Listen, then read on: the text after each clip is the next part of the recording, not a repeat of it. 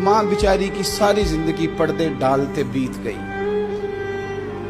अब्बा ने आके पूछा कहाँ गया वो कहती इधर ही था, मुझे बता के कि अभी आ जाएगा, वो मुझे कह गया था कि मैं नहीं इधर ही था, कुछ भी नहीं, ऐसी कोई बात ही नहीं। सारी जिंदगी पर्दे डालते बीत गई।